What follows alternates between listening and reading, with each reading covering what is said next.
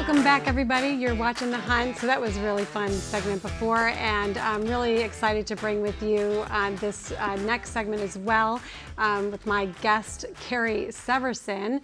She is the CEO of the Unapologetic Voice publishing company. It's actually a hybrid publishing company, so we'll learn more about that. And she is the author of the new book, Unapologetically Enough: Reshaping Success and Self-Love. I'm so excited to talk to Carrie about this. So welcome to the show, Carrie. Thanks for having me. Yes, this is such a treat. First of all, congratulations. Thank well you. done. Thank you. Super. This is a big accomplishment on so many levels. Thank you. I appreciate that. It was 8 years in the making, so I appreciate it when people say that. Truly fascinating. So let's share with the audience just a little bit more about the publishing, Unapologetic Voice Publishing. So can you talk a little bit about that and what hybrid publishing means? Sure. Hybrid publishing is a blend between traditional and self-publishing. I actually started the Unapologetic Voice House because I couldn't get picked up by a literary agent. I wrote this book over the course of 8 years, and while I was writing it, I was pitching agents left and right, close to 100 agents. And I would get these beautifully written rejection letters. Like, it kills me to have to say this to you, but I love the work so much. And it is a lot like Eat, Pray, Love, or a lot like Daring Greatly. But because you don't have Elizabeth Gilbert's platform size or Brene Brown's numbers, I have to pass. And so I used that pivot in life to create a hybrid publishing house myself. So we have... First of all, I want to stop you right there because I think that is such a great trait. Instead of just throwing in the towel, you said, you know what, that's fine. Appreciate your feedback, but you know what? I'm still going to do this, and I'm going to do it my way. Yeah. At least get it done, right? Amazing. Yep. Yeah. Pivot. Yeah. So hybrid publishing takes the traditional aspect of publishing where you have a distribution team and they're out talking to bookstores and retailers about your work. We can do large print runs. We can do small print runs. We do that. And then it also takes the aspect of self-publishing where the authors own the rights to the work. They're ingrained in the process of the editing, the design. They get final say in all those pieces where traditionally authors don't. And then there is an upfront investment. And so I put together a team of people. I run my business a lot like an agency where I find the right fit of an editor, the right designer for each piece of work. And then we have all these like a la carte opportunities where, putting a book onto the world does need a lot of marketing. That's just where we're at. There's a lot of noise in the marketplace, and you need to have a consistent message that is out there, not just in pre-sale, not just during your launch, but for the long run. And so we do offer, a number of services that authors can partake in. And so that's really what hybrid publishing is. It takes all the things that you do if you're self-publishing and blends it with the traditional aspect of the distribution channel. And that's where my business fits in. Yeah, this is I think a segment or a space, if you will, that has really changed over the years, right? And the internet was a game changer because anybody really could be an author or a writer, hence blogs and vlogs and all those things, right?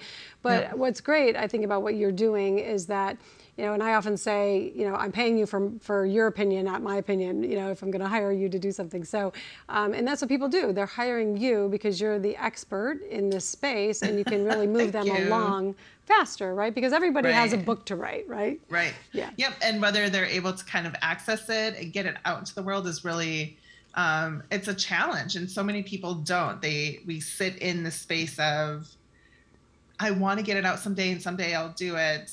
Right, and then finding the courage to actually follow through with it. And I also have to say that, my book specifically is what helped me catapult a business, but there's a timing in knowing intuitively when it's the right time to launch your book. And yes, I love how Sorry, I learned love that how now too. Yeah, and I love how you wrote in here. This book has been what 20 or you've been writing it for 28 years. Yeah, exactly. Because it does take that time. It does take just the knowing when it's time. Right. So let's talk about that. Well, first of all, how can people reach you at the publishing Unapologetic Voice House? It is just the unapologeticvoicehouse.com. There's a submission page. There's contact information. Come on over, drop a line. Yeah. Yep. And across all social media platforms, the whole 9 yards, right? Yeah. Perfect. Okay, so you've been doing this world of publishing for a while, and then all of a sudden you're like, okay, it's time for to me. Yeah. So was there just one moment where you had that aha moment to say, okay, it's time to put pen to paper? So I wrote the book little by little over a number of years. And I started the house, like I said, in 2019. And when I started it, it didn't feel like the right time to put my book out into the world. And so I published maybe 20 other people.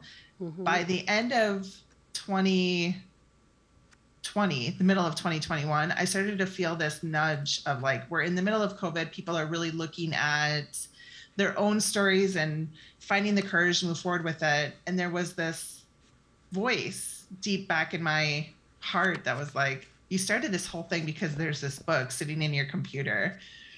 You should look at it. And so it was really that, if other people are doing it, it's time for me to do it too. So I found an editor that I really admire and adore. And her story was very similar to mine. Mm-hmm. And it just so happened that I was able to fit right into her schedule, and everything just sort of progressed naturally. So I think I moved forward at the right time. And so when the stars line up like that, you can't deny it, right? But just as a lover of journaling myself, and I've been doing that for so long, 20, 30 years. How many times did you go back to your computer and look at it and say, maybe it's time, and then walk away? Well, I rewrote the story 4 times. And so I would do Control-Alt-Delete of like 50,000 words several times. And then the last time I wrote it, it came really naturally. And then I let it sit for, a couple of years. But I've been professionally writing for 25 years. So I have actually learned how to avoid the pitfalls of the perfectionism piece that I think so many writers fall into, where they're like, oh, I'll move forward with it once this part is better, or I need to fix this or edit it one more time. I know my strengths and I know my weaknesses as a writer. And so when I get it out of my mind the first time, I know that's as good as it's going to get until somebody else can take it and help me mold it. So once I found the right fit from an editing perspective, I just gave her full reign. So I was like, make this magic. Yeah. So, and were you private about it, with the exception to your editor, or did you share it with any friends or family? I shared it with advanced readers once it was edited for what I thought was the final time. But nothing along the way? Nothing? No. Not even snippets? No. I shared it with advanced readers, not my family, but like strangers that I thought would be my target audience. Mm-hmm. And they gave me feedback. A couple of them were like, I didn't really like how it ended. And so I took that to heart. Actually, at first I was like, I'm done. I can't do it. I can't do this anymore. I have to get it out. I can't go back and write it. Because when you're in the editing space, it's a very different headspace and emotional space than when you're writing it for the first time. But I gave myself, a night's sleep, woke up the next day after getting some like disappointing advanced readers response of like, they were unsatisfied with how it ended, and turned to my husband and said, I've got to go to Wisconsin for 10 days to finish the book. So I got a round trip ticket. I, hibernated in my childhood hometown, which is where I wrote the rest of the book. So it was very important for me to finish it there. So you touched on just the vulnerability, and I want to dive into that with you in a minute. But you touched on just, it does take courage and vulnerability to share these very personal feelings and thoughts, right? Yeah. And so when you were getting the feedback, was there ever a moment where it was just like, no, I'm not interested in doing this? When they were like, they really wanted me to go into a little bit more of my love story. And, you know, I'm in it. Like, I'm in the relationship that I'm writing about. I'm married to the man that's in the book. And but so that came, and we'll talk about that too in a minute too, because he wasn't a part of all this in the beginning, right? No, he came at the end. Yeah. And so I do believe that there needed to be an additional section. Yeah. Like, so Carrie, hold your thought on that for me for a second, because I really want to dive into that with you. But and folks at home, stay tuned. You're watching The Hunt. We're with Carrie Severson, author of Unapologetically Enough. See you in a minute.